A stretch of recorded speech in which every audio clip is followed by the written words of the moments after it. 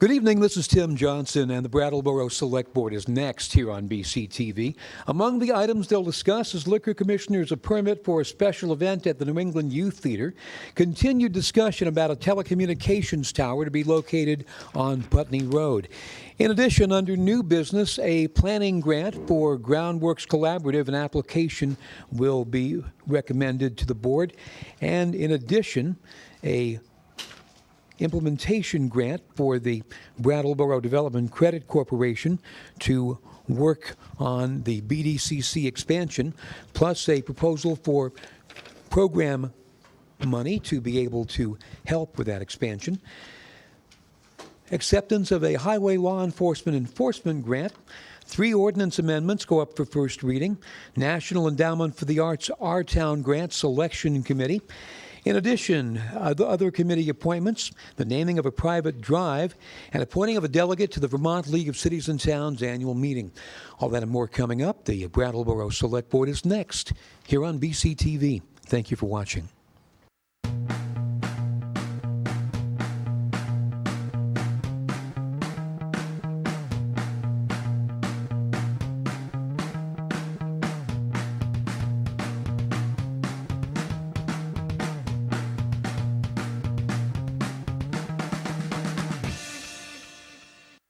You made it. Good evening. It's September 1st, 2015, and we're here for our first regularly scheduled Brattleboro Select Board meeting for the month of September. We convened the meeting at 5:15. We had interviews for the National Endowment for the Art Our Town Grant Selection Committee, and then we entered into executive session to discuss a number of matters, and we don't have any decisions to make relating to those matters that were discussed in an executive session tonight. We know that the meeting has been officially warned from having convened at 5:15, so we want to start by welcoming everybody who's watching on television. Want to welcome members of the press and our ASL interpreters to tonight's Select Board meeting. The first item on the agenda is to approve the minutes from August 11 and August 18 of 2015. So moved. We have a motion to approve the minutes from August 11 and August 18 as presented. Is there any discussion from anybody on the board or anybody who's in attendance? Hearing none. All those in favor of approving those minutes as presented, please say aye. Aye. Aye. Anybody opposed or abstaining? That carries 5-0. The next matter on the agenda is chair's remarks. We had the opportunity yesterday to host Senator Leahy, who came to Brattleboro both to participate in the groundbreaking for the Red Clover Commons project and to make an announcement about some grant money for economic development related matters that's being handled through BDCC, Brattleboro Development Credit Corporation. It brought to mind some issues about the town's role and our involvement in economic development related issues that I just wanted to speak to for a minute. The core role of the municipality is to deal with municipal services. So we maintain the roads and bridges, and we maintain emergency facilities and emergency services, police and fire. We make sure that water and sewer is available. And then we have other quality of life related services, the library and parks and recs, and then all the administration that goes along with making sure that those services can be provided. But there really is another area in which the town government functions, and it's really in making sure that the town has got the stability in order to create the environment for there to be economic growth and development. And it's something that we see a lot here in town, although it seems sometimes to function below the radar. I asked for a list of how many new businesses are functioning in Brattleboro over the course of the last year, and although some of the businesses are going into spaces where other businesses have closed up, we seem to have about 10 new businesses a month opening up here in town. And we've also had very significant development in other areas as well. Black Mountain Estates, I had a chance to go up there this past week, and there must be 10 or 20 homes that have already been constructed up there. 9 of them already permitted for occupancy. And Senator Leahy was here on what's going to be a 55-unit affordable housing development. The town really needs to focus on just what our role is and should be with respect to economic development. And we have different interests sometimes than the region as a whole, because as the economic hub, we're providing services for much of the economic development, but we don't have the mechanisms to really recoup the money that goes and is needed to provide for and to support those services. And so to a certain extent we have different interests than the region as a whole. But it's very, very important for us to work collaboratively together with the regional, state partners with respect to economic development issues. And we've been doing that, I think, very, very effectively over the course of the last months. We have a seat at the table with respect to the Windham County Economic Development Partners, and we're actually going to be having an intentional discussion at the meeting here on September 29th about what should the town's role be in economic development. And we certainly invite everybody to join with us and to think about those issues and to talk with us about what they think our role should be as a town with respect to economic development. That's Chair's remarks. Town manager's comments would be next. Thank you, Mr. Chairman. And as you pointed out, our primary task is to provide services to the community and maintain the infrastructure. And the couple of observations I wanted to make this evening are about ongoing capital improvement projects in town this summer. And then one quick one regarding the a follow-up to something we've talked about here before and have been asked about at times regarding the solid waste program. So on that first, there's been continuing concerns from time to time about people coming to the Public Works facility and leaving garbage at the recycling center there, and otherwise creating issues there that require then for town staff to follow up on. Otherwise, that material is removed by the, didn't take it to the solid waste district. But we installed, together with the solid waste district, cameras at that location as part of the conversion to pay-as-you-throw, and those cameras have been very effective. So there have been several violators who have been identified through the use of the cameras and paid $500 fines. And we thought it might be helpful for anybody else. I was watching out there to know. I went before the cameras were installed, kid. That if you're thinking about coming and leaving garbage at that location, it's not a very good idea because the system is working. It's cheaper to buy the bags. It's cheaper to buy the bags and comply with the rules. Yes, ma'am. So on the capital improvements, the most visible is what's going on here on Main Street with the sidewalk replacement.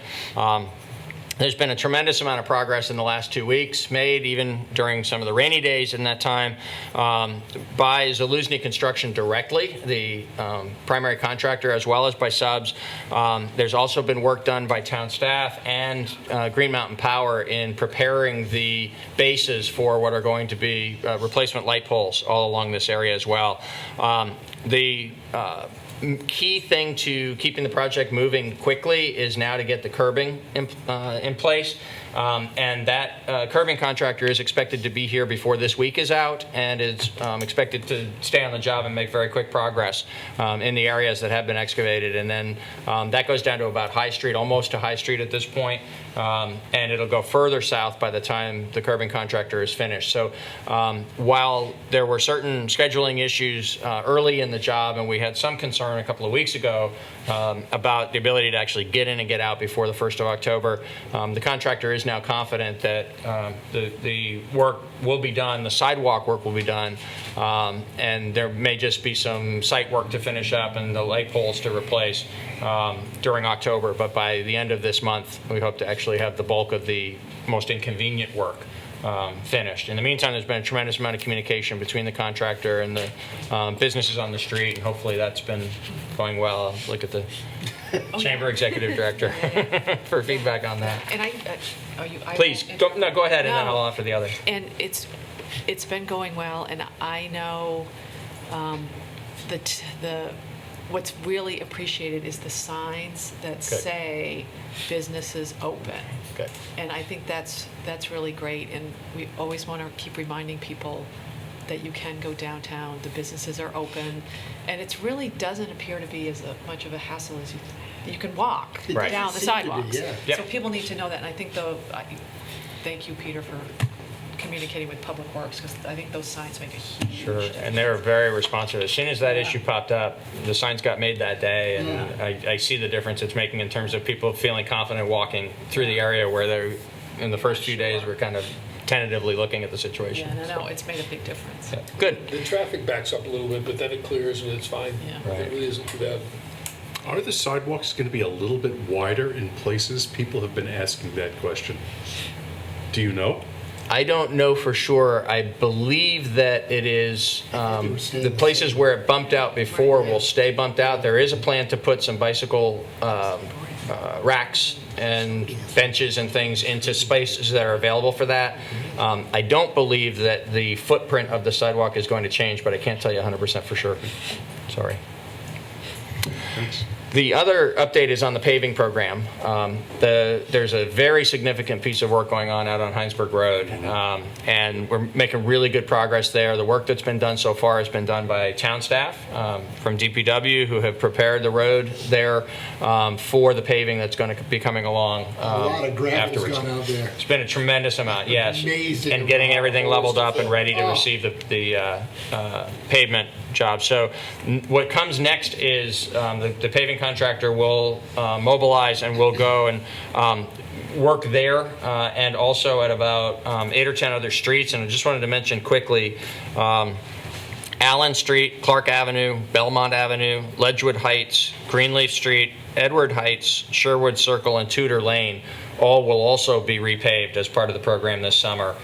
There's been some prep work going on at some of those other locations, so people in those areas are aware of that. But over the next few weeks, there'll be a tremendous amount of activity going on, freshening up some of our roads that needed it the most. Peter, Those do are you my have comments any update on, and this is just a quick one because it came to mind, Bonneville Road?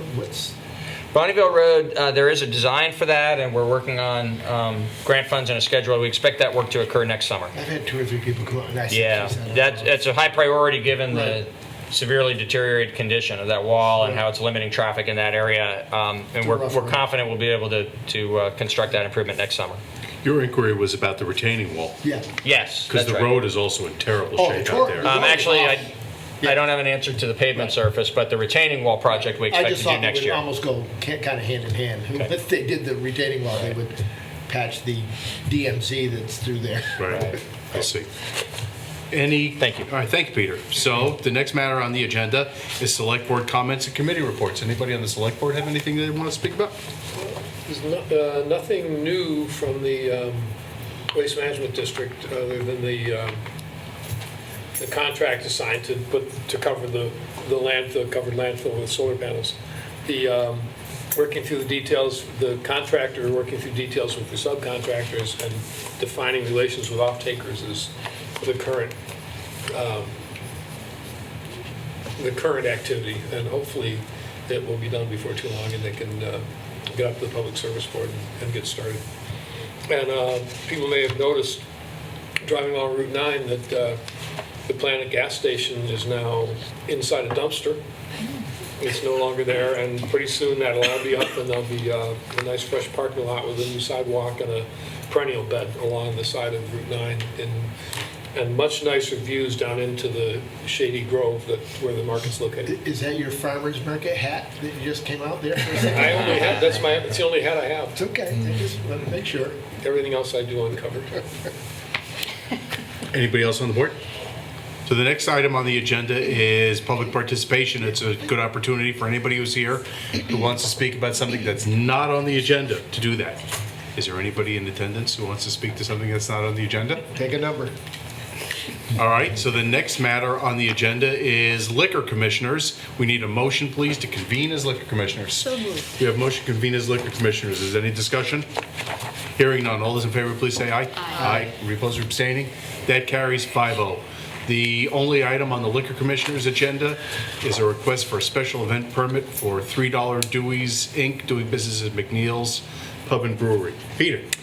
Yes, and this is for an event scheduled for Friday, September 4th, this Friday at the New England Youth Theater. The Vermont Performance Lab is holding a special event there, and it's been thoroughly reviewed by both the police department and the fire department, and everything is in order, so we recommend your approval. Anybody from the board have any questions? Anybody who's in attendance have any questions? We're ready for a motion. I move we approve the special event permit for $3 Dewey's Incorporated, doing business as McNeil's Pub and Brewery, for a special event at the New England Youth Theater on September 4th, 2015, from 7 p.m. to 10 p.m. Any further discussion? Hearing none. All those in favor, please say aye. Aye. Anybody opposed or abstaining? That carries 5-0. Is there any other business under liquor commissioners? We're ready for a motion to adjourn as liquor commissioners. So moved. We have a motion to adjourn as liquor commissioners. All those in favor, please say aye. Aye. Anybody opposed or abstaining? We're adjourned as liquor commissioners. 1 second. Oh, yeah, okay. Excellent. So the next item on the agenda is unfinished business, that being the proposed telecommunications tower at 1277 Putney Road behind Agway. So I know that Rod's not here tonight, Rod Francis, our planning director. So the town manager is over there setting up the computer, and I believe Mr. Dodge is here to speak for the developer. Yes. So we'll get it set up. Can we have 1 second just to see if we can get this set up? and Take as much time as you I need. apologize, I had Please thought don't apologize. My manager was Nothing to town. apologize planner was for. gonna be here. Peter, can you talk in an Australian accent though for us? It would just help us out. I can't use words as big as Rod would use either. He's going to be watching. Oh, sorry, Rod. Shaking his head right Town now. manager address, is that the right one? Actually, if you should do it, we sent it. So this is the break while things are getting set up. Kate, sing. I could sing, I could twirl my baton. You'll let us know when you're ready. W-E-L-L. Hold on a second. Come on. P-E-L? P-E-L-W-E-L-L. Al at Brattleboro. At brattleboro.org. Got it. Okay. Momentarily, I'm going to receive. I guess while they're setting That's up, what I was just going to do, I Mr. guess Chairs. while they're setting up, I will give some background. Very good. We were here 2 weeks ago on August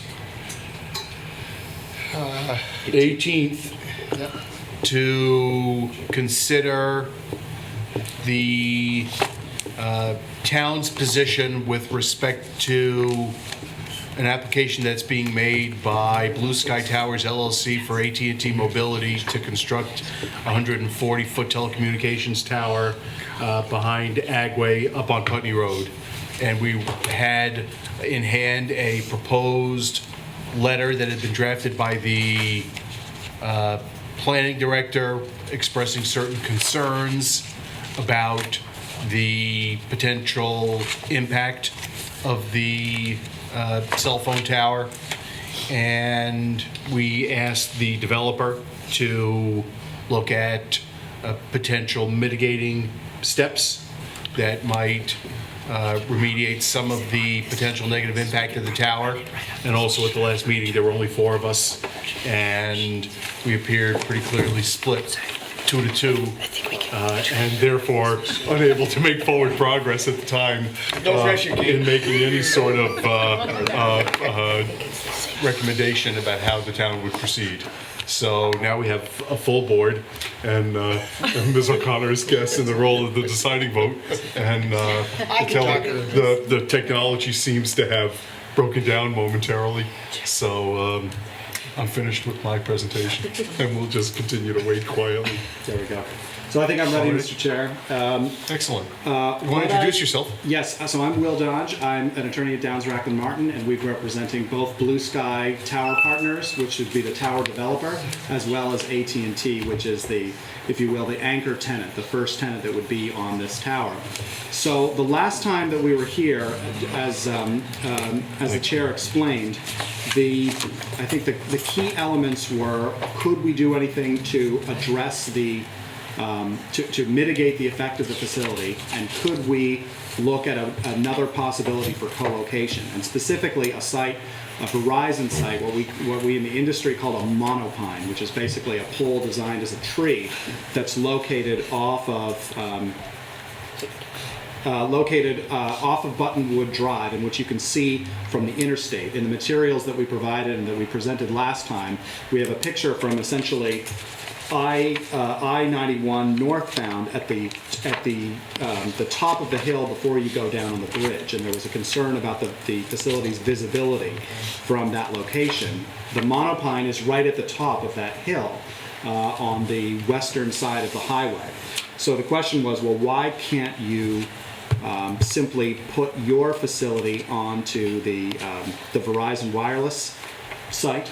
So currently that facility is 107 feet tall. In order to have all the equipment, both Verizon's and AT&T's, work properly, we would have to extend it up another 10 feet. So that would be one effect of co-locating.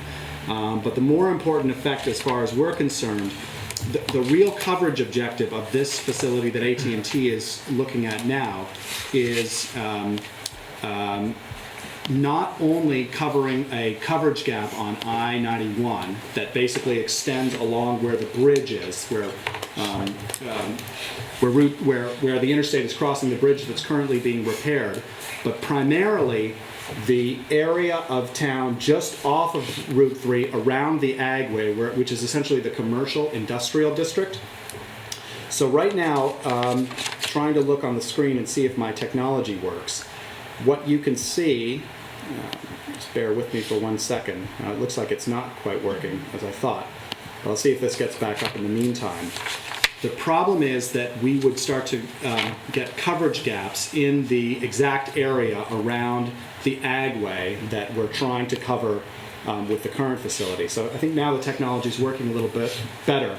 What you'll see is what's shown on the map is blue coverage where our facility is proposed next to the Agway at a reduced height of 120 feet. So last time when we were here, we were talking about 140. We said we could reduce the height to 120 feet.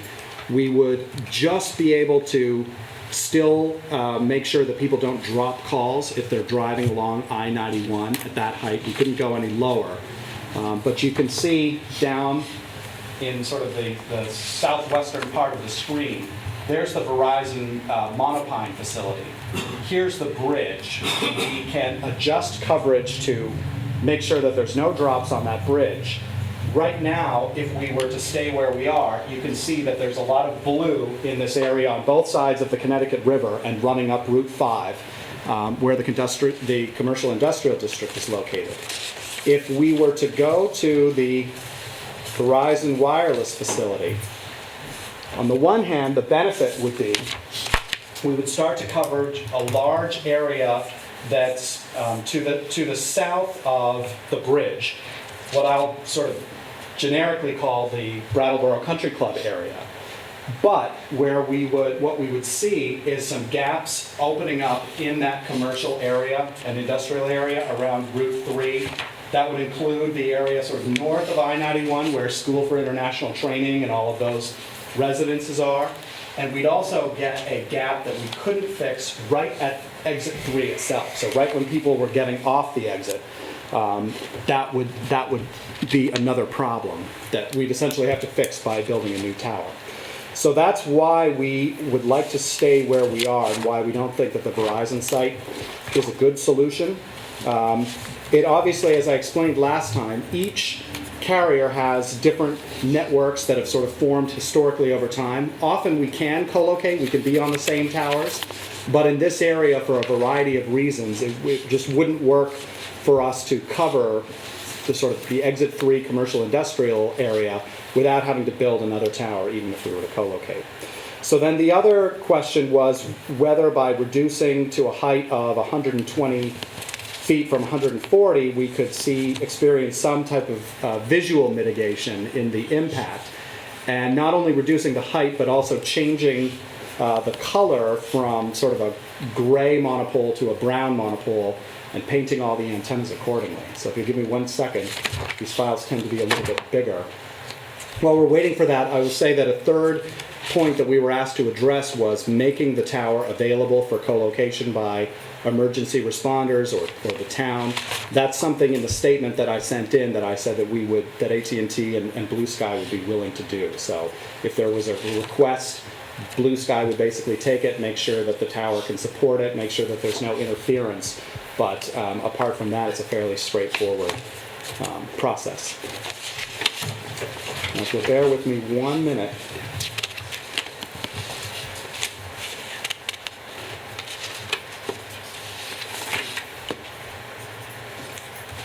We can show you the effect. I think some of you saw the effect before there were sort of two concerns at the last meeting. One was the location on the the view of the facility from the interstate, as I'd explained before. The other was how it would look from the Connecticut River, from a picture that we'd taken before. Oh, it's getting there. Yeah, it's taxing your Wi-Fi system, I'm afraid. But it's coming along here.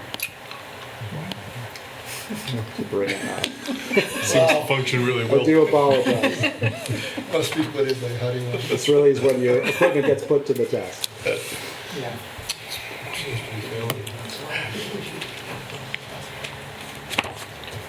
Let me see if I can show it. Go fire up Yeah, that I other mean, chipmunk. we have color photos in the binder, so Right. if this doesn't load onto the Right. screen, Yeah. we have color photos that we can look at as part of the decision-making process, and those can be made available to members of the public who are interested in seeing them. And what I can basically explain about them is it certainly reduces the impact from the interstate when you paint it brown. It just becomes harder to see against the CNS wholesale building. And from the Connecticut River, it's barely peeking above the trees. So unless you're really looking for it, realistically, you're not going to notice it. Thank you. Now, we don't have with us today the planning director who had done the analysis on behalf of the town and made presentation at the last meeting. So essentially, we're now at a point, I believe, where the board needs to consider whether it wants to send a letter to the Public Service Board, and if so, what should that letter indicate? And the questions that we had written up in the initial letter had to do with a tower of 140 feet and in that location, and why alternatives were not being required. So we have a draft letter dated August 18, and we would update the date if we decide to send a letter out. And based upon what we've seen here, I've made some potential changes to the letter that I can speak to after we go through our discussion. So I guess the question for right now is whether board members are satisfied with these changes, or were satisfied with the presentation that was made last time, such that we wouldn't send a letter at all, or we would send a letter of support, or whether the board is intending to send a letter expressing our aesthetic concerns. So we'll leave it to other board members to speak. I'll go last. Can I ask a question? Go for it, Kate. And I'm reading this from Rod's memo, and if I'm misunderstanding it, tell me I'm misunderstanding it. He talks about, he's got the bullets, 1, 2, and 3, or whatever many he has, 1, 2, and 3. The first one talks about the visual impact of the 100-foot tower, and then the second paragraph, it says the offer of this lower height in brown color includes the condition that the structure be permitted for 140 feet. So if we got it to be Brown, it's still 140 feet. Am I misunderstanding that? So it's not going to go from 140 to 120? That would be the prerogative of the select board, but our position would be the optimum height for us would be 140. Okay. We could reduce it to 120 for AT&T's facility. We would still be proposing that it be capable of being expanded to 140 to accommodate additional co-locators if they came along. But as I explained last time, were that to happen, they would need to come back for additional approval to raise the height. Okay, so I don't get what Broad is writing then. Is this something? I can explain. Yeah, explain. Peter, if you want to go ahead. Yeah, what he's expressing there is the town staff's understanding of the applicant's intent, which is that they would still seek approval from the Public Service Board for 140 feet, so that they're positioned to be able to go to that height at some point in the future if circumstances required that and they came back and got permission to do that. But for the initial installation, they would be willing to go in at 120 feet and a brown pole. On that, if I may, the only observation I'd make about that is it would be helpful for you to explain to the board again why the 100-foot height is too low for your purposes, because it is an improved condition. To go to brown and to go to 120 is less visual impact than at 140 and being gray, but based on the difference we see between the old photos and the new photos, if it were able to be at 100 like we had asked, then particularly from the river, the impact would disappear entirely. Right, and what I explained at the last hearing, and it holds true based on sort of us going back, is that if we were to go to 100 feet, we would open up a gap that basically extends all the way along that bridge area on I-91. So people would still experience dropped calls when they would come on, whether northbound or southbound on I-91. Whether you be on cellular or using data, the engineers wouldn't be able to accommodate for that gap that opens up. Whereas there is a gap at 120, but basically by tilting the antennas and making certain changes, you can prevent there from being that loss. Again, the coverage would be more robust at 140, but I think that talking about it with the engineers, we're confident that the facility will still work at 120 and it will have that mitigation effect in terms of especially the view from the river. Primarily, you won't be able to see it again, like I say, unless you're really looking for it. You know what you're looking for. Is that? Yes, thank you. That I think that answers the question, I think.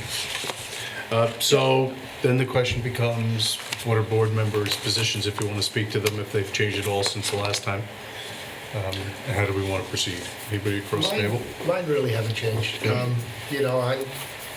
I'm still. Can I just quickly, a show of hands, how many people have cell phones in this room? I'm not raising our hand. You want to ask how many don't have cell phones? Yeah, how many don't have? Yeah, you don't have a cell phone. Attaboy. Well, you're a No, fossil. sir. A little tiny bit of privacy. So, That's right. for me, that's the aesthetic. It just doesn't. I just. This is kind of an oxymoron. I don't see it. I don't see the aesthetic implications here, especially when cell phones are a necessary evil. We all use them. Everybody uses them in the car. Hopefully hands-free. But I did, like I said the last meeting, I lost a call on 91 right through that area, and it was a 911 call. So, to me, the ability to have full coverage, and we all know that Vermont is a tough place to have full coverage for cell phones. It's just one of the reasons I guess we live here is because we don't have billboards, we don't have cell coverage everywhere, we don't have cable everywhere. But that to me is just an area that with CNS, with again that picture there, I just don't, with the solar panels there that are right next to the road. Now we're talking about this being, not acceptable. I don't get it. So I'm still in favor for the 140, and I'm not in favor of sending the letter, but that's just my position. Anybody else? Donna? And I can say that my position also hasn't changed. I appreciate the reworking so that we can have the visual. I strongly oppose the building of a tower that's 120 feet. And I feel like to build it at 120 feet with the capacity of extending it to 140 feels like that's a future inevitable happening. And I think, I own my own feeling that cell phones being as ubiquitous and common as they are, that at any point in time, I think 911 can be inundated with calls from many people seeing a fire or, showing up at an event. I am up and down 91 all the time. I try not to use my cell when I'm driving, but when I've had to do that, I have very, very infrequently lost a call, and I feel like it's really a disservice to from many different perspectives in terms of how it looks. I'm not a fan of the make-believe tree, but I've adjusted to that. I really feel like it compromises the way Brattleboro looks, and it's not the direction I want to take Putney Road in. I feel like it's another eyesore on Putney Road at a time when the town is attempting to really make conscious changes in our zoning guidelines that would allow for Putney Road to become less industrial looking and more beautiful. So I have strong feelings about it, and I will own that part of them is my my lack of belief that we need to be in constant contact all the time. And I think there are some safety issues, and I feel like Brattleboro addresses those well. I don't feel like there are crimes or fires that go unattended due to the lack of cell phone coverage. So that's my stance. Anybody else on the board? Well, I don't want to repeat the things I said last time, but I can't not point out once again that view, you can call it a view shed, but it's not a view shed, it's a view of CNS wholesale. And I don't hear anybody telling CNS to paint the building green or put fake foliage on or anything like that. Don, I recognize, and I think personally I agree with the things you're saying. I think that as trying to represent the interests of the community, and particularly the economic ones and the potential economic ones, I think we do need to provide service all the time, everywhere, as much as we possibly can. I'm glad it doesn't look as obvious against CNS, but it can't compete with CNS as far as visual obstruction anyway. And it's now, at least in the picture, in the places where you walk, it's lower than the brick smokestack that's there. I think the thing that I would add is that we just went through a whole zoning process. We're still, in fact, we're not even through it. We're just partway through the whole zoning process. And the idea was identify places where things should go and would go. And this is where we identified commercial and industrial things. And so it's just kind of, it's like, why bother if we're not going to put commercial and industrial things? And that's exactly what this is. This is a commercial benefit to the community.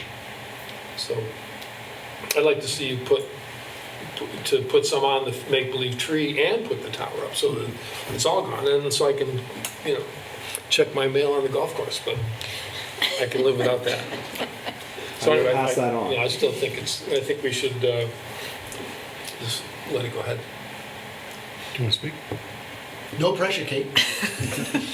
Yeah, it's interesting because I can see both sides to this. I can honestly see both sides to this. But I really believe that we should send a letter to the Public Service Board expressing concern. Come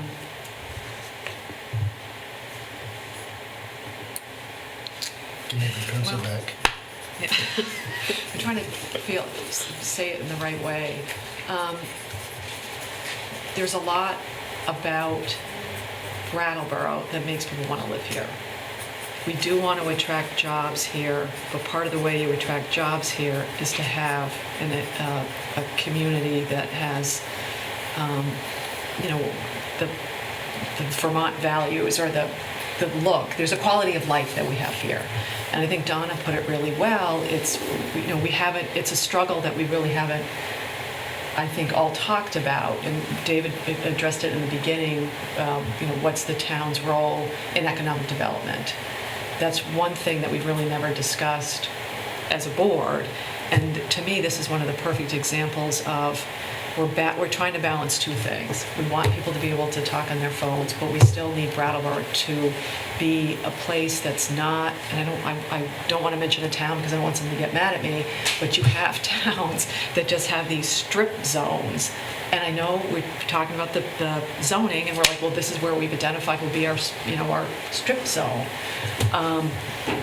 But I think I support sending a letter to the Public Service Board. I haven't figured out if I agree with what we're going to send. I don't know if that sounds like counterintuitive to everything I just said.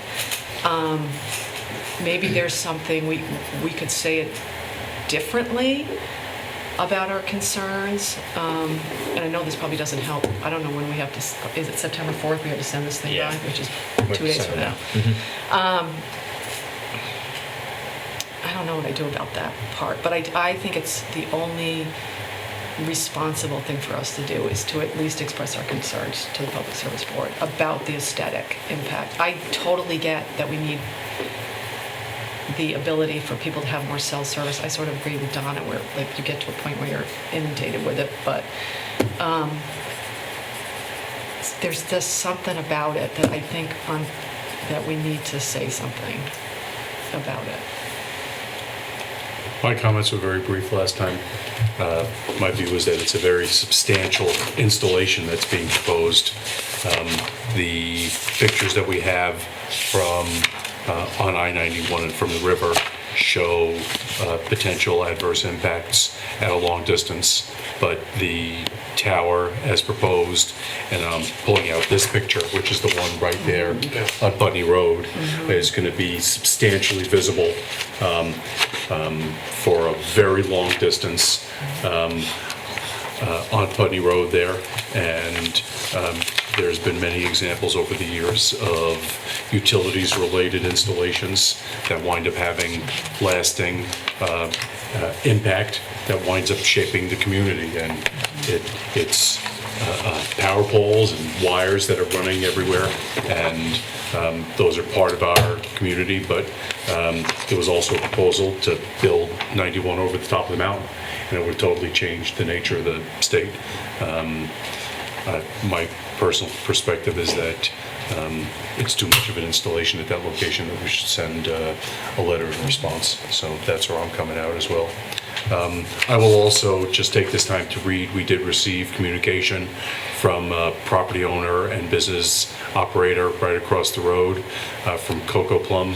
Ray Carbonell wrote that he intended to visit the board meeting tonight but can't attend. His position is that the tower will have a negative visual effect on customers and employees in my building at 1300 Putney Road, which is right across the way. Every single person that visits Cocoa Plum Appliances, Sun-Dried Tomatoes, CNS, and visiting nurses will have to look at the tower hovering over them when they drive out to get on Putney Road. All the offices upstairs in the building that face east currently have a great view of Mount Wantostic, and the tower would be in a direct line looking at the mountain. We all feel that the proposed tower will have a negative visual impact on all businesses north of Exit 3 on Putney Road. We ask that the Select Board seriously consider not to support the proposed tower. And I apologize to the ASL interpreters for reading that too quickly. I caught myself halfway through. So, is there any further comment from anybody on the board at this point? Anybody who's in attendance want to speak to this?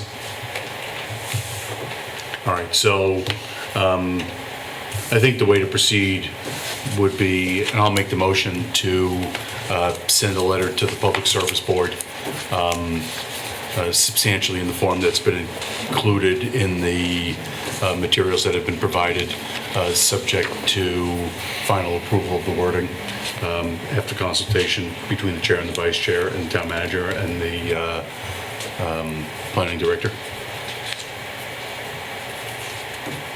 That's the motion. Is there any further discussion from anybody on the board or anybody who's in attendance? Hearing none. All those in favor, please say aye. Aye. All those opposed? Nay. Nay. Anybody abstaining? So that carries 3-2. Thank you so Mr. much Chair. for coming. Yep. So that's the end of old business. And now we're into new business. The first item on new business is the Vermont Community Development Program Planning Grant. We're having a public hearing with respect to the application of Groundworks Collaborative. And so if you want to come up to the table here as soon as that equipment is cleared out, you can talk with us a little bit, not just about the grant application, but also just about the work that Groundworks Collaborative is going to be doing. So if you want to start by identifying yourself. Absolutely. I'll make some space as well. You don't want to sit right in front of the mic, Yeah, George. no. I think you should. Okay. So I'm Josh Davis. I'm the Executive Director of Groundworks Collaborative. Groundworks Collaborative is a new organization in Brattleboro, but it is based in two organizations coming together. So it is the merger of Morningside Shelter and the Brattleboro Area Drop-In Center. We entered into a merger process about 3 years ago, and we slowly and methodically worked through it. We were finally able to come to the end of that process June 1st. And as of right now, none of our services have changed. It's just the two organizations coming together. We felt like to achieve a vision of a single point of entry and to create more impact in this community in relationship to serving low-income and homeless in Brattleboro, that the best way forward was for these two organizations to come together. One of the things that inspired us was coming up with a new location for a lot of the services that are provided at the Brattleboro Area Drop-In Center. And so that's very high in the conversation over the course of the 3 years. And now that we are operating under Groundworks Collaborative, it's been a priority of the organization to figure out where we can relocate the services of the Brattleboro Area Drop-In Center and or expand on the property that it was. So we've been in discussion with Bob Stevens and Associates now for a few months to figure out what is feasible, what can we do? And we looked at the 60 South Main site as a potential to expand there and to remodel what is currently on that site. It felt like it was a little bit too difficult, so in looking at other sites that are downtown and affordable, we landed on 39 Frost Street. We feel like it has a lot of potential to serve the needs of Groundworks Collaborative and the clients that we serve. But there are a number of questions that we still have unanswered, which is why we're here today to ask for support around the planning grant so that we can work more closely with Stevens and Associates and also Wyndham Windsor Housing Trust to examine and do our due diligence around the property before we move forward with the project. Tom? Josh, can you put us on the map about what questions are unanswered at this point? What questions are unanswered? You know, right now we don't have a design for the site, and so looking at what our program space has been identified we'd like to put on that site versus the space that's there, is that feasible? Quite frankly, what's the price tag going to be, and how are we going to raise those funds as an organization? And so we want to make sure we know what we're getting into before we get into it. We also need to do some environmental review of the site before we enter into a purchase and sale. Sure, I can add a little bit. So Bob Stevens from Stevens & Associates. And this is sort of what we generally describe as a feasibility study, which is to do enough work to see how the needs would fit on the property, what that would look like, what it would cost, what the permitting implications are, in order to determine is it feasible to go there, and then second of all, you know, what do we need to raise for funds to actually do that. So we're really just getting started on this property, and we hope with the funds that are available here we can get better information to make good decisions, and then with that information that would sort of kick off the next step, which is raising the money to complete and go ahead and build and permit, finalize the design, build and permit the facility for this site. If that makes sense. I have one Yeah, follow-up go ahead. question. Do you have a price tag on just the feasibility study part of it? And I realize the whole second tier is figuring out how to raise funds to make that happen, but what is the price tag on the Yeah. feasibility? It's in the vicinity of, I don't know exactly what it is, of $30,000 for the feasibility study. So there's also some brownfield work that is being, that's site investigation for hazardous conditions that's being undertaken. And then there's staff, or at least a team member, who's going to be working on the funding development. So there's several pieces. There's a design piece, cost estimating piece, there's hazardous conditions to identify, there's environmental permits to identify, there's the funding to start working on for the actual construction. I think those are the essential elements. Yeah. Yeah. And my last question, thank you, is roughly how long do you anticipate the feasibility study to take in terms of timeline? Yeah, do you want me to try to answer that? We're really trying to, there's a bunch of drivers on this. It's obviously a significant need in the community, and a facility doesn't have adequate capacity to meet those needs right now. And then on top of that, there's a series of timelines for seeking funds. So we're really trying to get through most of this feasibility work by the end of the year. I think that's a reasonable statement. We've gotten started. We've gotten some base information. We really hope to make a big stab at this before the holidays come, but by the end of the year we should have enough information to then sort of talk about what the next steps are and whether this can work. Something else that's pushing that calendar is Groundworks is now responsible for the emergency overflow shelter that for the past 8 seasons has been at the First Baptist Church. That's precariously housed at the First Baptist Church. And so looking for a permanent home for that as quickly as possible. We'd like to aim to have a permanent home for that by next season, which would be the fall of 16, which then moves the whole calendar back. Yeah.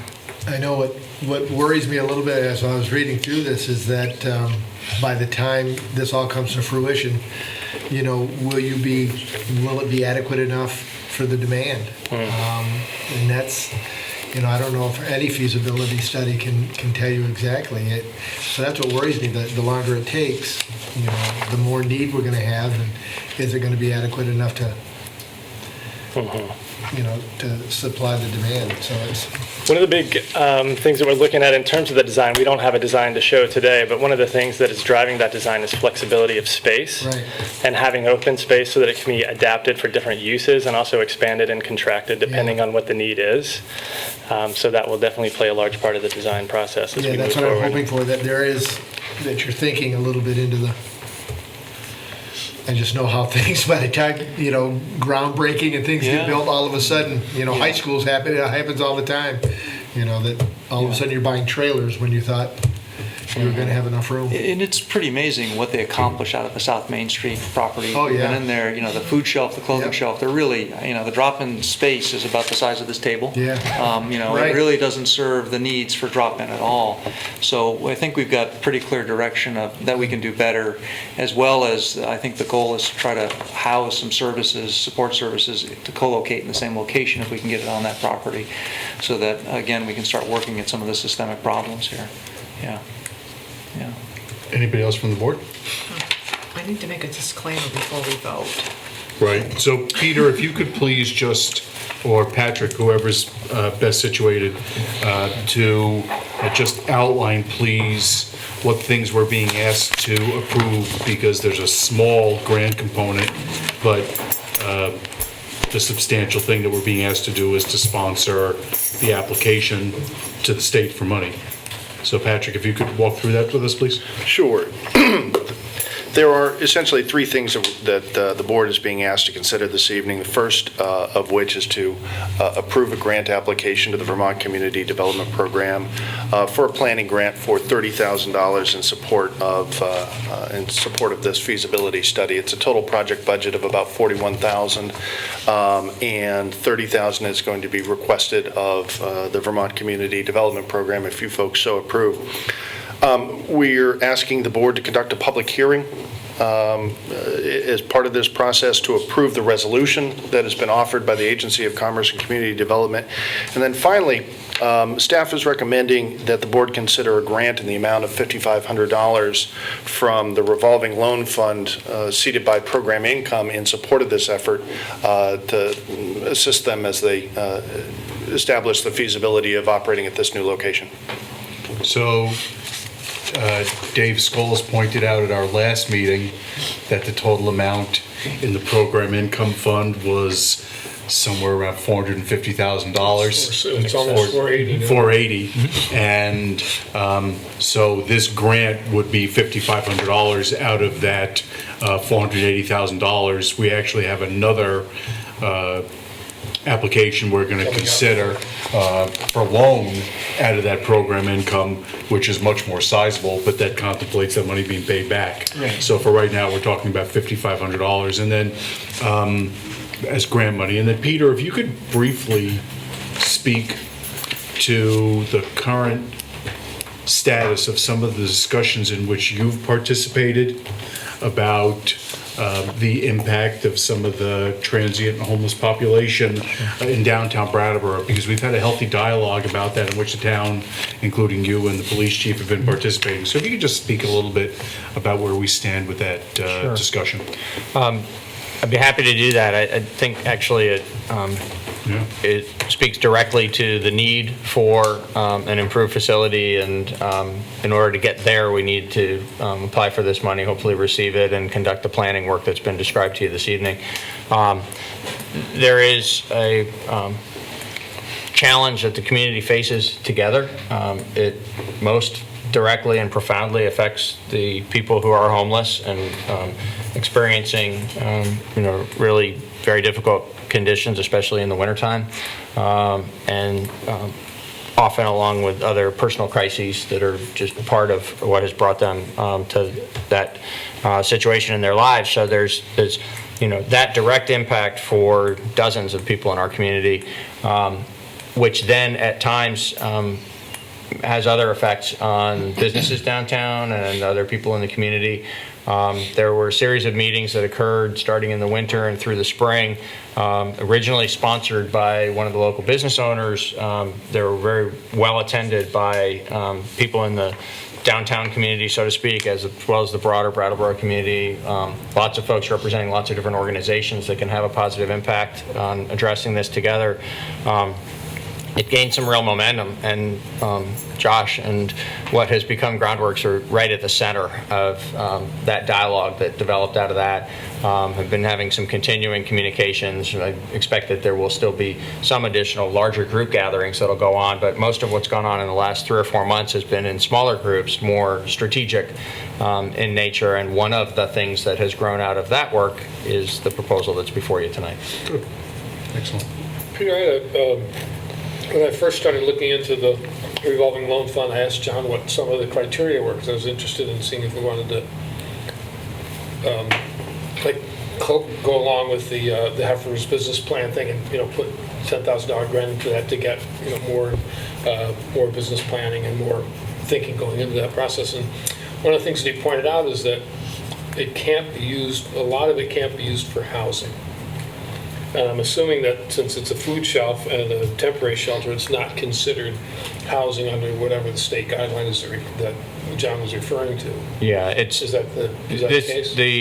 This particular application and the matching money that we would provide as part of this planning grant is not a problem. It complies with the requirements of the program. Any other comments or questions? And I guess I would just add, just so it's clear in the record, you were speaking, Mr. Chairman, a few minutes ago to the $5,500 grant that is proposed as part of this item. In the very next item, there's a $200,000 loan that's proposed. An important distinction there is the nonprofit status of the organizations that are pursuing this project as compared to the for-profit status of the organizations pursuing the next project. And so that's back to your point, Dave, about how the rules of the program differ depending on particular circumstances of what the project is about. One of the triggers there is that there's very limited circumstances under which we can actually make a grant instead of a loan from these funds, but this is one of those circumstances. Anything else right now? All right, well then I will open the public hearing with respect to the application to the Vermont Community Development Program for planning grant for Groundworks Collaborative in the amount of $30,000 for the Groundworks Housing Resource Center Planning Project. So with the public hearing now open, we're interested to know if there's any comments from anybody on the board or anybody who's in attendance about this proposed application. This would be a good time for you to make your Oh, my disclaimer? disclaimer. And I have to make this disclaimer because I agreed with the state I would. I'm actually on the Community Development Block Grant Board at the state level that ultimately votes for this. So I can vote for it here, I just don't participate in the board meeting on the state level. Okay, thank you. Can we ask which one of those you participate in, Kate? I'm Only allowed to kidding. participate in this one. Unfortunately. Yeah. But I, Yeah.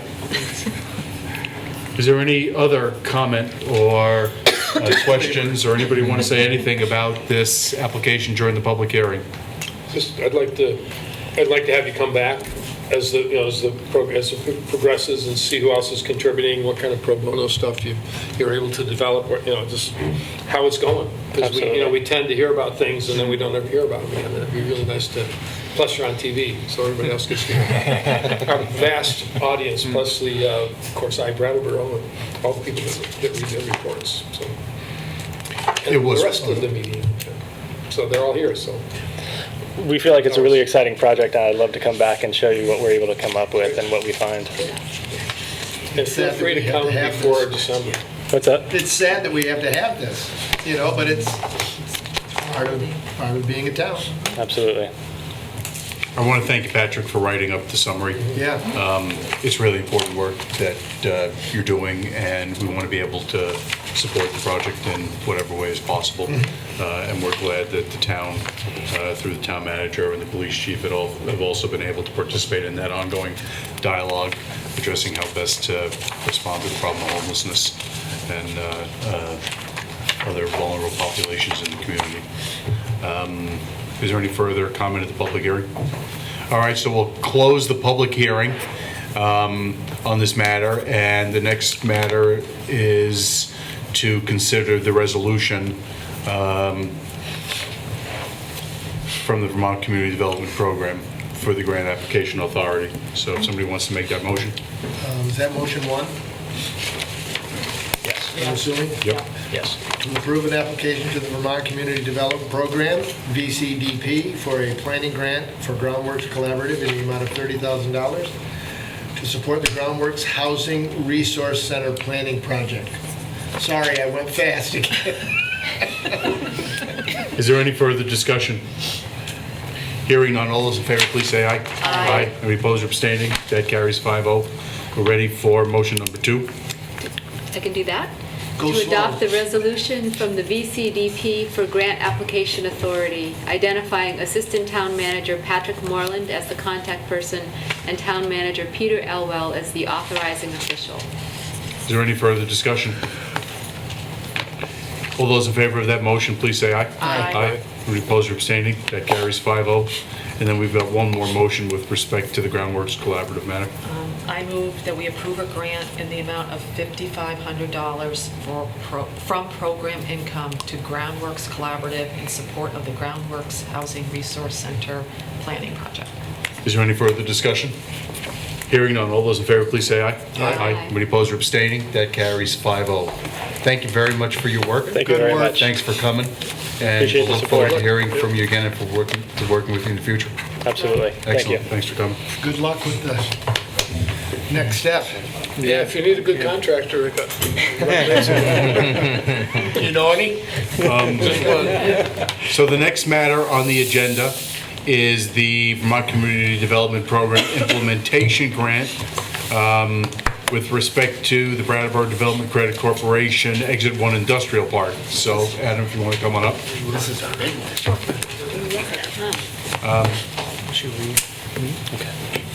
I think what we'll do this time is we will open the public hearing at this point, so there's some content to the public hearing. So we now open the public hearing with respect to the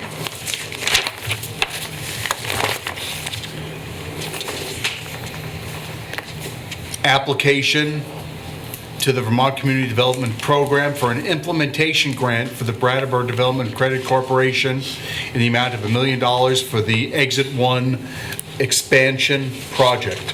So, Adam, if you want to speak to us about that matter, please. Great. Thank you for having us and having this hearing. Thank you to Patrick and Peter and the town for all of the work that's gone into this to date. It's been extensive, exhaustive, and I think hopefully very fruitful. So, as you probably are aware, in April of this year, GS Precision announced plans to expand in New Hampshire. From that time forward, BDCC, the town, and the Agency of Commerce and Community Development have been working closely together to put together a retention and expansion package that would allow GS Precision to stay here in Vermont. Those efforts have led in many directions, identifying local partners, state partners, regional, and even federal.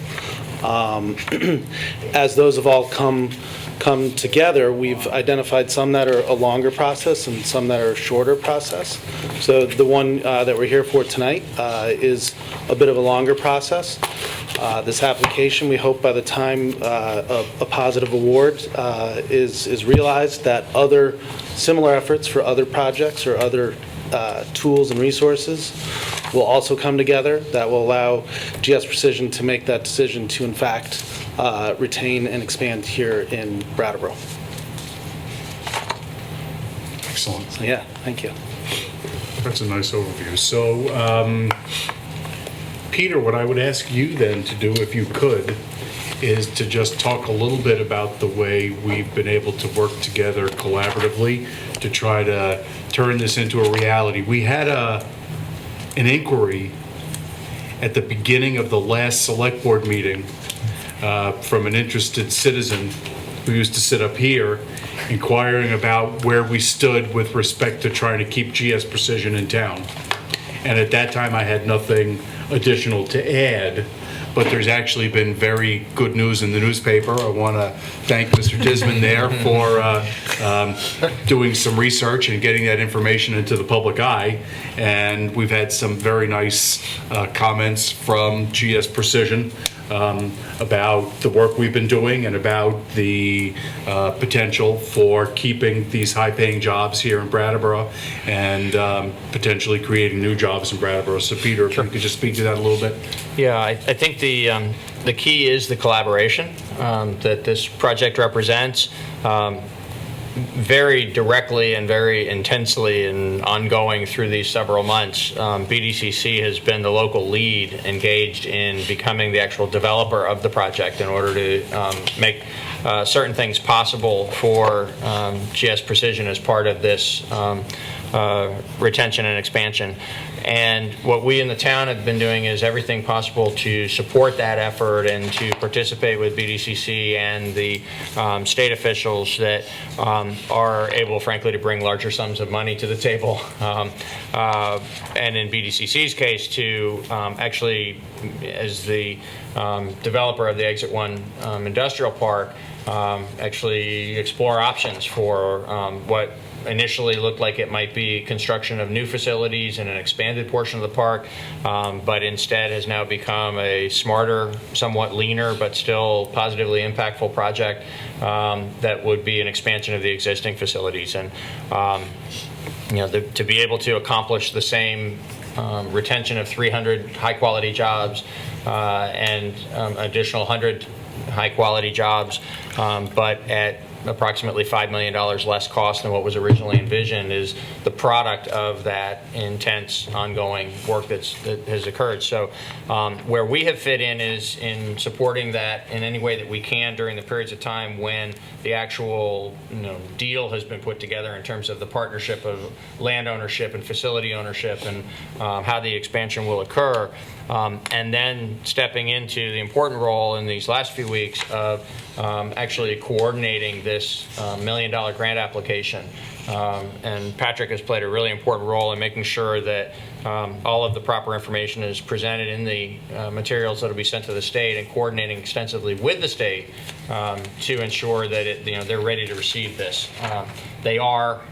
That partnership with Montpelier is every bit as rich and productive for this as our partnership locally between BDCC and the town. So it's really everybody doing their appropriate role within a very complicated set of circumstances, not the least of which, of course, is just Precision themselves with their intent to expand their operation and their ability to look at the options available to them and realize how motivated we were in terms of the Vermont partnership that has supported their opportunity to do it here.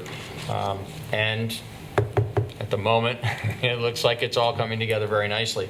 We play an important role in this evening in the town with the action that you'll take in a few minutes, officially sponsoring this application to hopefully receive this $1 million grant. And so that really speaks back to what we talked about, or I talked about at the very beginning of the meeting. With the loss of high-paying jobs at Vermont Yankee, it's important for us to identify and to work collaboratively to try to maintain and retain and grow jobs here in the community. And we're actively involved in that, and we're going to continue forward. And we're going to have intentional discussion about it moving forward as well, to confirm how best we can do that and what are the town's interests in that. Patrick, I'd like to ask you a question. I meant to inquire with the earlier application, but if you could just speak briefly, what does it mean for us, for our role as a municipality in the application for the Vermont Community Development Program grant? I mean, what role does the town play? Are we the grantee or are we the applicant? If you could explain that process, please, that'd be helpful. The way in which the state chooses to administer the CDBG program in Vermont, municipalities... CDBG is? Sure, it's a Community Development Block Grant. They're federal dollars that start within Housing and Urban Development, or HUD. They are granted to the states, and the states then administer community development programs. In Vermont, the Vermont Community Development Program requires that applicants be municipalities exclusively. And so any application to the Vermont Community Development Program for Community Development Block Grant funds must flow through the town, in this case, the town of Brattleboro. What was the second part of your question? Well, I mean, are we the grantee formally at the end of the day? So we would be the grantee. We would sub-grant to, in this case, the Brattleboro Development Credit Corporation. And our primary role is sort of twofold. One, to work with the sub-grantee in developing a successful application. I think the town has a good deal of expertise in understanding the manner in which this program functions, and so we're able to work with project developers to be able to shape their project in a way which increases their likelihood of success. And then secondarily, the town plays a sort of regulatory function in that operating projects and overseeing and managing projects in a manner consistent with federal regulations is something that requires a certain bit of attention to detail. And so the town plays a bit of a function in terms of making sure that whether we are the operator, for example, with the Green Street Wall, or with BDCC, making sure that the program is managed in a way which is consistent with federal regulations for those types of programs. That can take the shape of monitoring payrolls. That can take the shape of just making sure that all the federal regulations for Davis-Bacon wage rates, potentially anti-kickback opportunities to sort of monitor projects. There's just a whole slew of federal regulations that are required, and so the town plays a role in terms of making sure that the project is pulled off successfully. Can I then ask a follow-up question? Sounds like a labor-intensive, I was just gonna ask that. labor-intensive project. Do we get reimbursed at a town level for the work we do on these CDBG, Vermont Community Development Program grants? What I can say is this. I am aware of the town's practices with respect to seeking reimbursement for general administration with the Vermont Community Development Program going back far longer than my period of employment with the town. And I would say that our tendency has sort of waffled around a little bit. In some instances, there's been specific reimbursement to the town for that expense. What I can say is, working from the perspective of the town of Brattleboro and coordinating with the folks up in Montpelier regularly, particularly over the last couple of years, it's become clear to me that the state is really looking for the towns to support the projects that they bring forward. And one of the primary ways in which they are looking for that support is to have towns not be seeking formal reimbursement for that. So as you can see from some of the recommendations in the memo this evening, we are proposing that the town not seek reimbursement for the general administration. And that's how I would answer that question. Excellent, thank you. I'd like to add to that we've recently reviewed exactly this question internally as part of the work that we've been doing on these two applications that you're looking at tonight, and others that we're aware of, that there are people in the community that are interested in coming along in future cycles. And while it is indeed, it's federal regulations, there's a lot to follow, a lot of details to make sure are adhered to. Again, the different in this collaboration, both locally and with the state, there are different players best suited to play different roles. We're especially well suited to this role, not just because we're the town and under the state's rules we have to, but because Patrick personally and others in the town have a tremendous amount of experience with the program. And so the reassurance that I've received, and I want to make sure that you receive, is it isn't as much work as it sounds like. So it's important work. We need to make sure that each time, particularly a grant of this size, there's nothing that's done to compromise the success of implementing the grant and investing the funds properly in the successful outcome of the project. It amounts to a few $1,000s worth of contribution. If it were turned into something where we accounted for our hours and received compensation, it'd be a few $1,000s reimbursement to the town. Our staff perspective on that is that's an investment well worth it in terms of the outcomes, whether in the case of the planning grant a few minutes ago, that's a much smaller amount of money, but to address a really significant community need, or in this case, helping hopefully $1 million to flow into a really important economic development project in town. Those are contributions that we're well suited to making, that we ought to continue to make. Well, I think it way outweighs the the benefits way outweigh whatever minor money we have to put into it to oversee this project. It's it's just huge. So Other comments from anybody on the board? I have one comment. Kate? My disclaimer from the last one applies to this too, so I feel like I can say this. How many hats do you have? This is exactly what this money should be used for. Yes. I mean, the state money is there for a reason, and this is exactly the reason it should be used for. So I am, You gonna vote for it? I'm totally going to vote for it. And, but I think that this is an example, and in some ways, if you look at the history of what, I think when we ask for money from the state, we ask for the right projects. And this is a really, really the right project. Yeah, it is. Absolutely. Totally. So, Are we making motions? is there any further comment from anybody to be heard during the public hearing? Howard. Howard? I have a question, I don't know, maybe Kate can answer this.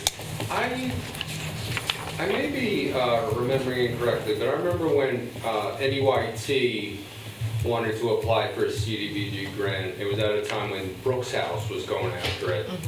And I remember NEYT didn't go after it because I thought that CDBG does not consider 2 grants from the same town at the same time. And maybe I'm remembering incorrectly, or maybe these are different kind of grants, but I was a little surprised that there were 2 different grants up here at the same time, and I wonder if Kate, as someone with, Right. without speaking specifically, I mean, does the board consider 2 grants from one municipality at the same time? The ones we're talking about tonight are, one's a feasibility, one's an implementation grant.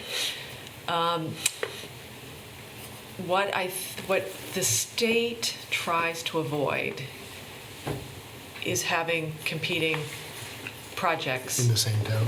in the same town. So we really, I'm trying to think if we've ever had 2 projects from the same town even put before the board. It's happened, the community development block grant disaster relief funding but that's a totally different, I'm probably getting too wonky, but that's a totally different ball of wax. But in those cases, it was the Tropical Storm Irene money. But I think the people up at the Agency of Commerce don't want to pit people together. And what they try to do too is, because we have 4 cycles a year when we do this, and space it out, and they're really good in, Bob went through the Brooks House thing. They're very good about avoiding something like that. But these are considered 2 different pots of money? These are 2 different pots of money. There's Yeah, okay. it's a feasibility grant, and there's 2 kinds of grants that you can get on the community development block grant: feasibility and implementation. So these will be in 2 separate parts of the agenda, so they aren't competing against each other. Great, thank you.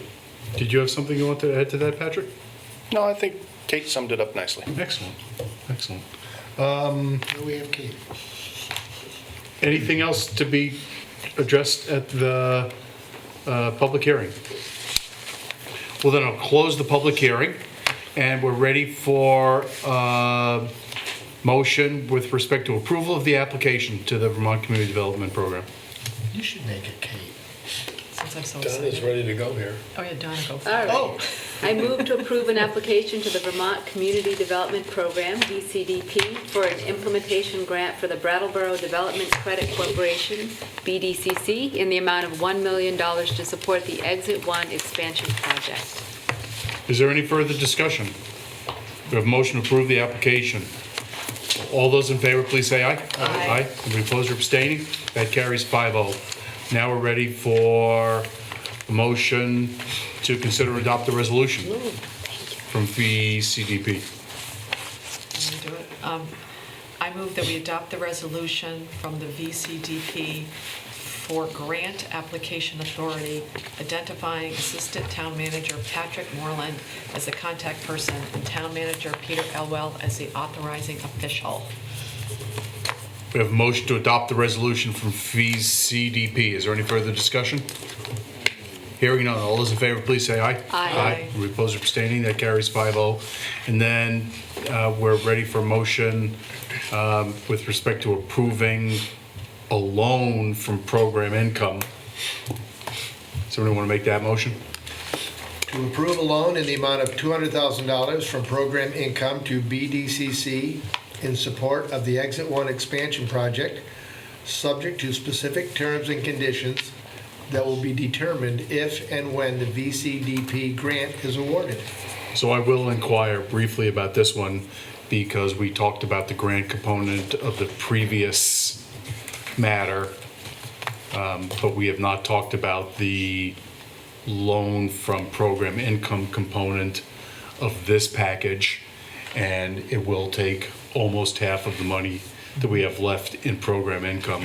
So Peter or Patrick, if you could just speak to the reason why you think this is a good idea. I think it's self-evident, but please do. Sure. So for the record, I think it is self-evident, but we'll state that it is several times during the course of this public hearing, different individuals have talked about this particular opportunity, the magnitude of what this represents. And it's for that reason that we think this is an entirely appropriate. Kate spoke a few minutes ago about picking the right projects and investing ourselves the right way in those projects. And so here's a situation where the town has an opportunity to go beyond just lending our expertise to add value to the partnership that others have formed actually officially in order to execute this project, but can actually contribute funds that are available explicitly for this purpose to do, have economic development, positive impact in our community. We think that it's the right opportunity at the right time to loan these funds. And because it is a loan, they will return to the fund and be available to be loaned to others in the future. So the one nuance to it that may warrant just a quick bit of explanation without going into great detail about the structure of the relationship. But again, because of BDCC's operation of the Exit 1 Industrial Park, and the location of GSP's facilities there, and the nature of the arrangement that they've, or how they're going to proceed with executing this project, it is unusual for the town to be making this sort of a loan to BDCC as opposed to making it to the company that is actually doing the expansion. But the reason for that has to do with how the project is going to get implemented. The motivation that we all have and all have had for months now as we've worked together to get to this point is to provide the opportunity for GSP to do what it is going to do here in Brattleboro. Excellent. Any further questions about any of that? So we have the motion to approve the $200,000 loan from program income to BDCC. Hearing no further discussion, all those in favor, please say aye. Aye. Any opposed or abstaining? That carries 5-0. Well, thanks for your work, and let's all hope it works out for the best. Thank you for your partnership. All right. So the next matter on the agenda is the Highway Safety Law Enforcement Grant for $41,996. Peter? Yes, this is an annual grant. The amount varies and the specific activities vary, but the essence of it is that it's funds that are provided from a federal program, again via the state, to the town of Brattleboro for our police department to invest in various activities in town to increase the safety of our roadways. And this year, it's particularly focused on reducing DUIs, increasing seatbelt use, and reducing deaths and serious injuries due to collisions. Just shy of $42,000 would be expended for a variety of different activities related to those purposes. Any questions or comments? Looks like we're ready for a motion. I move that we accept and appropriate the 2016 Highway Safety Grant in the amount of $41,996.25 from the Governor's Highway Safety Program. Is there any further discussion? Hearing none, all those in favor of accepting and appropriating that grant, please say aye. Aye. Any opposed or abstaining? That carries 4-0 with one of our members having stepped out of the room. The next matter on the agenda is first reading of the ordinance amendments to the parking ordinance. So I'll ask Patrick, I think you're the detail man on this one. Sure. Is that fair to say? I think that's fair to say. So if you would please explain the changes that are being made, proposed to be made to the parking ordinance. Sure. As you noted, the board is asked to conduct a first reading, which is the first step in changing the ordinance. There are 3 separate ordinance changes that we'll walk through, and I'll try and hit those one at a time. The first one is really consistent with something that the board has been asked to do on a number of occasions in the last year or so, which is to sort of reconcile our ordinance to the actual practice on the ground, and that's certainly the case in this first instance. This is to Appendix C, Article 1, Section 16-87, which identifies the location of loading zones. There is presently a loading zone on Flat Street on the northerly side, and it's used by a number of businesses that are located on Main Street. And what is in our ordinance is actually where the loading zone used to be. And it's been years and years and years since it was moved a little bit further to the west, allowing truck traffic to be able to successfully make a right turn as they're heading south on Main Street and turning right onto Flat Street. So many, many years ago, and I do not know when, the loading zone was moved, and this is to bring the ordinance in line with the actual practice on the ground. Are there any questions about that particular change? No, sir. Okay. The second change is also to Appendix C, Article 2 this time, Section 16-100, where we note no parking areas. And there's sort of two things going on in this particular change. The first is that we are once again recognizing no parking that has been present at that location for many more years than I've worked for the town, but that the ordinance really didn't accurately reflect the conditions on the ground.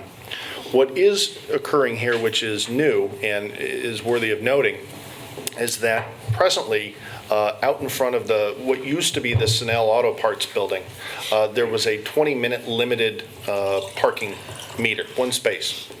And the change being put forward this evening would eliminate that particular limited parking space. And the reason for that is a combination of reasons that together really proved motivating, at least to traffic safety. And that is that, a couple of things. One, in the wintertime, the snow accumulates in that particular parking space, and as it does, it forces folks seeking to utilize the space to back up easterly. That has the tendency to block a legitimate driveway access, and so it's led to a number of problems. Secondly, because the parking space is immediately adjacent to a crosswalk, if a vehicle is parked in that space, it has the tendency to obscure the vision of that pedestrian from somebody who is traveling westerly on Flat Street. And so it creates a bit of a public safety hazard. And so by eliminating that particular limited parking space and extending the no parking immediately adjacent to that space into that space itself, we will be eliminating a limited parking space. Any questions on that? Nope. Okay. And then finally, the board is asked about Chapter 16, Article 1, Section 16-7. And this is an entirely new addition to the parking ordinance. And this is what we have worked out to be what we believe is an appropriate parking citation appeal process.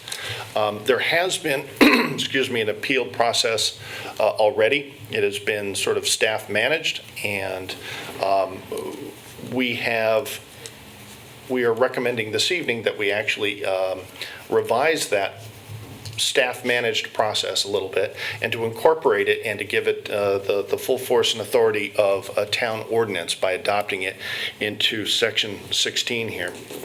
The process as we have proposed it has been developed in concert with Parking Enforcement Coordinator Carol Colomb and with the Police Chief Mike Fitzgerald. It's also been reviewed by Peter Elwell and myself and Attorney Bob Fisher, and this would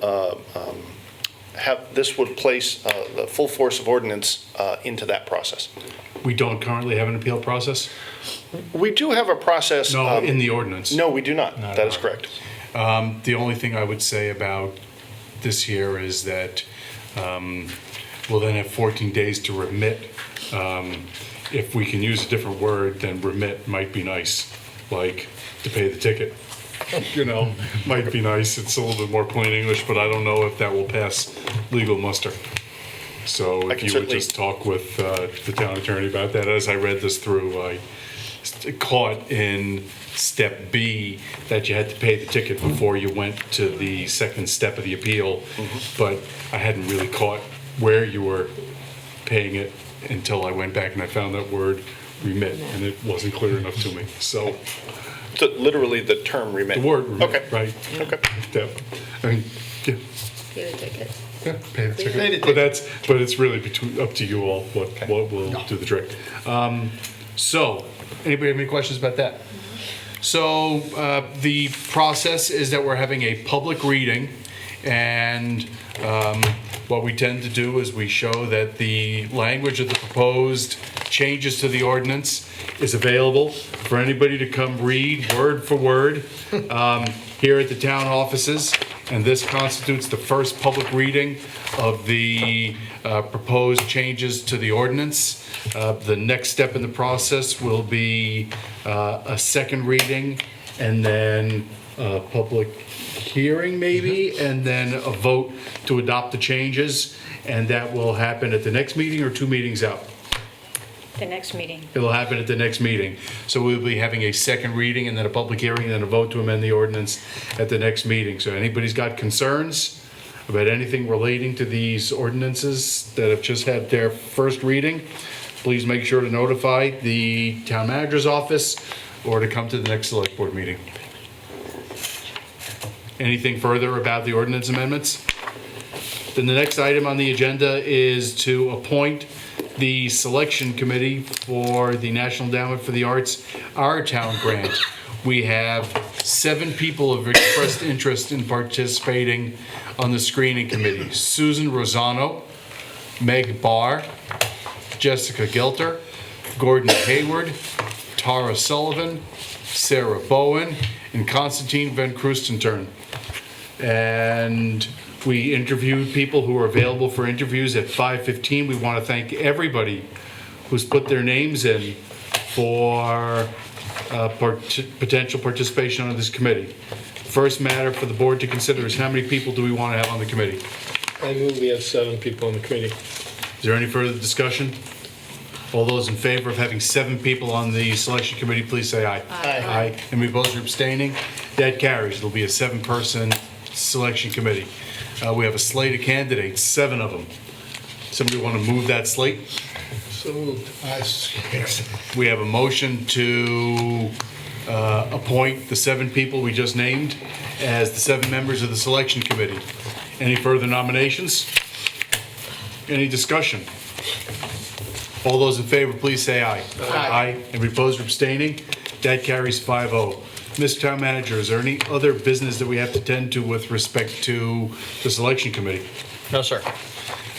We also have 1 person who's put their name in to be on the Park and Recs Board, Todd Fontaine. Do we have any nominations? I move, should I do my little thing? I move to appoint Todd Yeah, yeah. Forte to the Yes. Recreation and Parks Board for a term ending June 2017. We have a motion to appoint Todd Fontaine to the Park and Recs Board for a term ending June 2017. Any further nominations? All those in favor, please say aye. Aye. Any opposed or abstaining? That carries 5-0. Next matter on the agenda? Before you move Yes, go forward, ahead. just the answer to your question about the selection committee was there was no further business, but related to the grant, it would be helpful if you could just confirm to the public that you intend to hold a special select board meeting on September 29th, primarily but not exclusively for the purpose of hearing the recommendation of the selection committee and hearing public comment on that. So it is my understanding that Ms. O'Connor, when she was chairing 4 weeks ago, said that now that she's awake I again, was on a power. she was on a power grab, suggested that we have 2 meetings to review the proposals for the art projects. So we're going to be having a public meeting of the selection committee at a date to be named, hopefully at the Latches Theater, if possible, where people can attend and see what the proposed art projects are that have made their way from screening to selection step. And then we're going to have a public meeting here on the 29th of September, 4 weeks from tonight, to have the first public viewing in front of Select Board of those proposals, and also to look at the selection committee's recommendations. And then we'll have another meeting thereafter on October 6th, where it'll be our intention to make the awards of the Our Town Grant. Exactly. So we invite everybody to come, not just to the Latches, but also to our meeting on the 29th and then on the 6th to see the forward progress of the Our Town Grant. Yep. And now the next matter on the agenda is to name Dogwood Drive, to approve Haven't seen it in a while. Dogwood Drive off Buttonwood Drive. A lot of wood up there. Everybody been up to Black Mountain Estates? Yes. But It's pretty nice. You haven't been on Dogwood Drive out to the tower, though. Not been on Dogwood Drive. There's no The Dogwood turkeys Drive own yet. it. All right, somebody want to make a motion to name Dogwood Drive? Yes. Oh, good. I move that we approve the name of Dogwood Drive, a private drive off of Buttonwood Drive in the Black Mountain Estates development. Is there any further discussion? Hearing none, all those in favor, please say aye. Aye. And opposed or abstaining, that carries 5-0. And then the last item on tonight's business agenda is to appoint Peter Elwell as voting delegate for the town of Brattleboro at the Vermont League of Cities and Towns annual business meeting Thursday, October 8, 2015. Do we have a motion? Can we check, make sure he wants to do So it? moved. Yes, do you want the All job? right, we have that Accept. motion. Is there any further discussion? Hearing none, all those in favor, please say aye. Oh, aye. Aye. Anybody opposed or abstaining? That carries 5-0. Have fun. I want to thank everybody who's been watching our meeting, either live or on replay. I want to thank members of the press who've been in attendance. I want to thank the personnel from BCTV who've been here operating the cameras. I want to thank our ASL interpreters. The Academy. We're ready for a motion to adjourn. So moved. We have a motion to adjourn. Any discussion? Hearing none. All those in favor, please say aye. Aye. Any opposed or abstaining? That carries 5-0. Good night. Thanks for watching. Thanks for participating.